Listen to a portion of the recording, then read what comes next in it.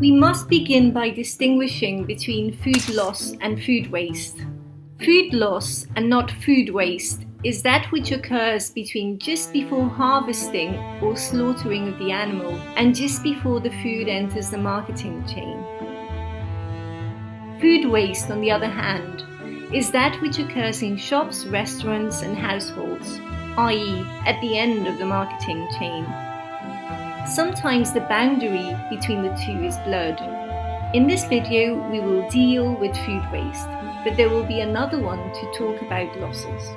We often hear that food waste is a big problem. According to the United Nations Environment Programme's 2021 report, if food waste were a country, it would be the world's third largest carbon emitter.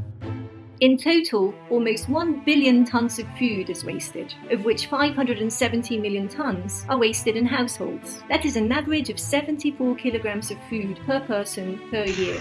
This is an emotionally charged issue. From a young age, in many cultures and religions, we have been told that wasting food is a sin. It is not surprising that one of the most cited books on food waste has been published by the Vatican Academy. Let's try to discern between emotions and facts about food waste.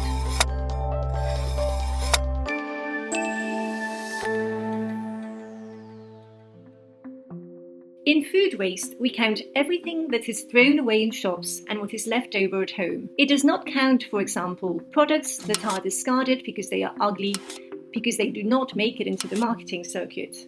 Why is it necessary to qualify such tremendous claims as food waste to be the third highest emitting country?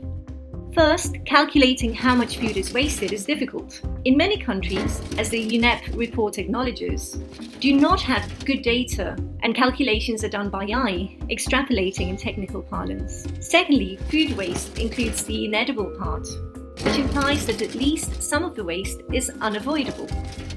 Moreover, there are no good estimates of how much the inedible part represents in the total, because it varies greatly according to dietary habits. Third, most of what is wasted is fruit and vegetables. The fact that they are more perishable matters. It is because they contain a lot of water. Exceeding expiry dates or eating vegetables that are not fresh enough has health risks. If you shop every day but drive to the shop, there is an increase in transport emissions in exchange for less waste. It is unlikely to pay off.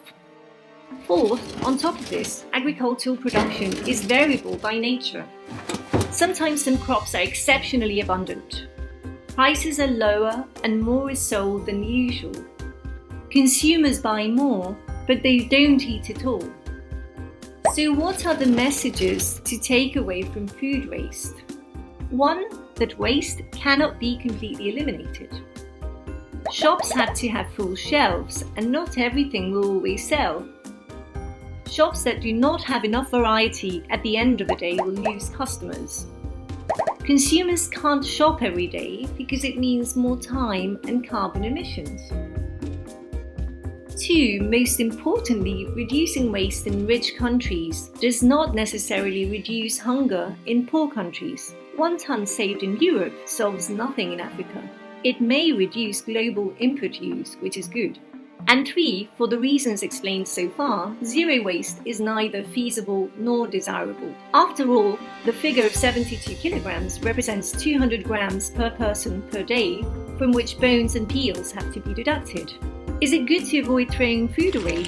Yes, it is better to buy only what you're going to eat, if you can calculate it, thus saving resources and lowering your carbon footprint. Let's reduce waste where possible, but without incurring health risks or more emissions from transport, and try to discern how much waste is acceptable.